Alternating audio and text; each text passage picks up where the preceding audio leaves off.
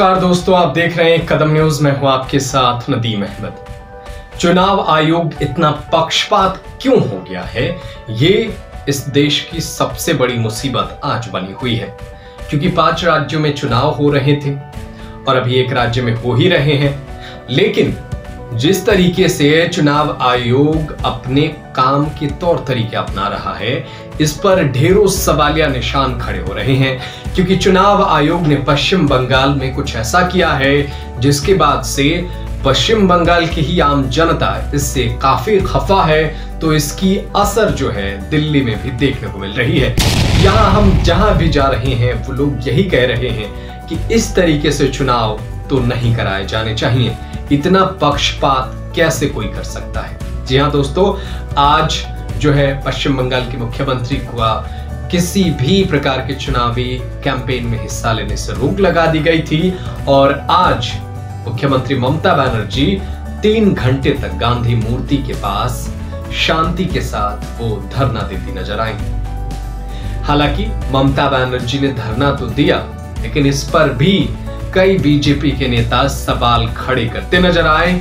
तो कई नेताओं ने कहा कि उनको आदत डाल लेनी चाहिए, क्योंकि 2 मई के बाद उनको हरदम धरना देना पड़ेगा। जरा सोचिए, ये कितनी अजीब बात है कि बंगाल बीजेपी के अध्यक्ष दिलीप घोष कहते हैं कि उनको आदत डाल लेनी चाहिए। यानी अगर ये सरकार में आएंगे तो ये कुछ भी करेंगे तो विपक्ष तो नाराज होगा ही, और विपक्ष नाराज होकर धरना देगा। ये मिल बैठकर काम नहीं कर सकते। बात यह है पश्चिम बंगाल के अंदर। लेकिन आखिर क्यों पश्चिम बंगाल के मुख्यमंत्री के जो है आज चुनावी कैंपेन रद्द कर दिए गए, उनको किसी भी प्रकार के चुनावी कैंपेन में शामिल होने से रोका गया। इसकी वजह यह थी एक ममता बनर्जी का भाषण, जिसमें उन्होंने कहा था कि अल्पसंख्यक समुदाय को एक होकर वोट करना चाहिए, ताकि कोई बीजेपी और सीपीएम से पैसा लेकर जो है वो जहरीले भाषण ना दे, और दे तो हिंदू मुसलमान में दंगे न कराए। ये बयान किसके लिए था, इस पर अब सवाल उठेगा। तो ये बयान था फुरफुरा शरीफ के उस अब्बास सिद्दीकी के नाम से, जो अब तक दीदी के साथ रहना पसंद करता था, लेकिन अचानक से वो पाला बदल लिया। तो इनके बयान जो है फुरफुरा शरीफ के अब्बास सिद्दीकी के लिए था। लेकिन सवाल ये है कि आखिर ममता बनर्जी ने ऐसा भाषण दिया ही क्यों। और मेरी राय में तो यह है कि ममता बनर्जी को इसमें अल्पसंख्यक या किसी एक समुदाय का नाम नहीं लेना चाहिए था। लेकिन अगर ममता बनर्जी ने लिया भी तो क्या कहा कि वो पैसे लेकर के हिंदू मुस्लिम में दंगे कराएंगे, ये नहीं होना चाहिए। तो ममता बनर्जी के इस भाषण का भी गौर किया जाना चाहिए था। जितनी जल्दी चुनाव आयोग अपनी जिम्मेवारियां निभा दिया, तो अगर हम जो है चुनाव आयोग को किसी दूसरी जिम्मेवारी की तरफ उंगली उठाए तो क्या चुनाव आयोग मान लेगा? या देश के कई लोगों ने, कई बड़े बुद्धिजीवियों ने, पत्रकारों ने आवाज उठाई कि ममता बनर्जी पर तो कार्रवाई कर दिया, लेकिन उनका क्या, जो छुट्टे मुंह कुछ भी बोल देते हैं। यही बंगाल बीजेपी प्रदेश अध्यक्ष दिलीप घोष, इन्होंने ममता बनर्जी को कह दिया था कि ममता बनर्जी टांग दिखाती हो, जो उनका फ्रैक्चर हुआ था टांग दिखा रही हो, तो क्यों नहीं बरमूडा पैंट पहन करके अब पूरी पैर क्यों नहीं दिखाती। समझ रहे हो ना, बरमूडा पैंट जो है कितना आता है। और उनका क्या कहना था, पूरे शरीर दिखाओ, पूरे घुटना दिखाओ।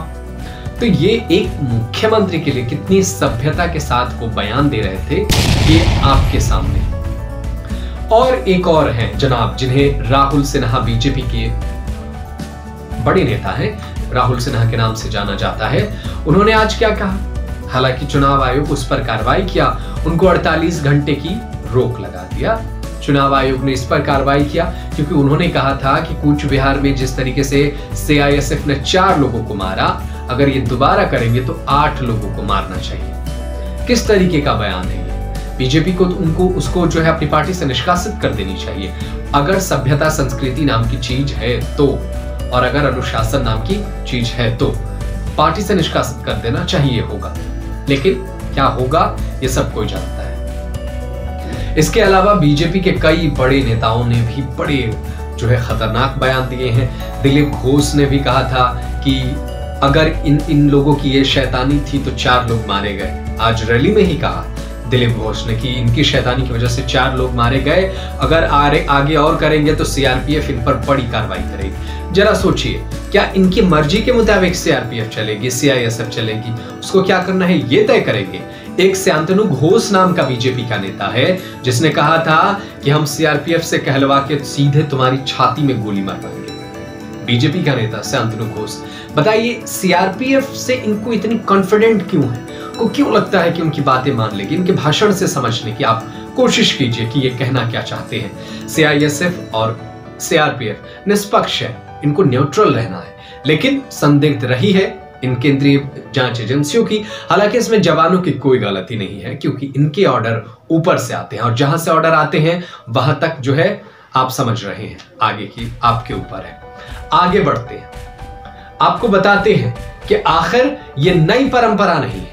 ये 2019 के लोकसभा चुनाव में इसी देश ने देखा है कि किस तरीके से प्रधानमंत्री ने गलत बयानबाजी की और उस पर भी चुनाव आयोग ने कोई कार्रवाई नहीं किया।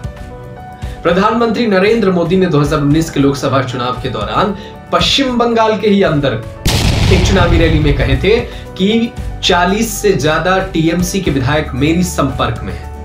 प्रधानमंत्री को बताना चाहिए कि आखिर उन्होंने ये जो बयान दिया, क्या उनके संपर्क में टीएमसी के 40 विधायक आ गए?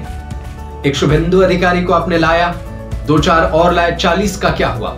और एक और बात, ये हॉर्स ट्रेडिंग का मसला है। प्रधानमंत्री अगर विधायकों की खरीद फरोख्त उधर से इधर, इधर से उधर करने की बयान दे रहे हैं, तो जरा सोचिए किस तरीके से मामला गंभीर हो चुका है और किस तरीके से चुनाव आयोग पक्षपात करता है। 2019 लोकसभा चुनाव के ही दौरान प्रधानमंत्री ने कहा था कि देश के नए वोटर, फर्स्ट टाइम वोट करने वाले, आपका वोट जो है इस देश के पुलवामा के शहीदों के नाम होना चाहिए। यह प्रधानमंत्री ने कहा था। चुनाव आयोग ने कार्रवाई किया? क्या इन्होंने पुलवामा के नाम पर, शहीदों के नाम पर वोट नहीं मांगा? क्या उन पर कार्रवाई हुआ? नहीं हुआ। क्यों नहीं हुआ? क्योंकि चुनाव आयोग पक्षपात कर रहा है और चुनाव आयोग की यही पक्षपाती जब आप उसे बता देते हैं तो चुनाव आयोग तिलमिला जाता है।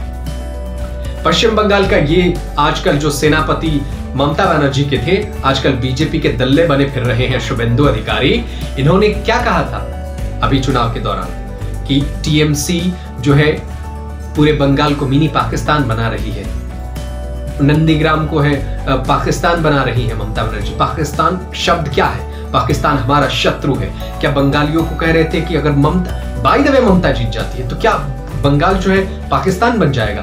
पाकिस्तान ये गाली शब्द थी, आपने क्यों उसे जो है सिर्फ वार्निंग देकर छोड़ दिया? इस तरीके से कार्रवाई होगी तो चुनाव आयोग को मोदी आयोग के रूप में तब्दील कर देना चाहिए। खैर, आपकी क्या राय है इस पूरे मसले पर? आप हमें कमेंट करके जरूर बताइएगा। देश और दुनिया की तमाम बड़ी खबरों को देखने के लिए आप यूं ही देखते रहिए एक कदम न्यूज। धन्यवाद।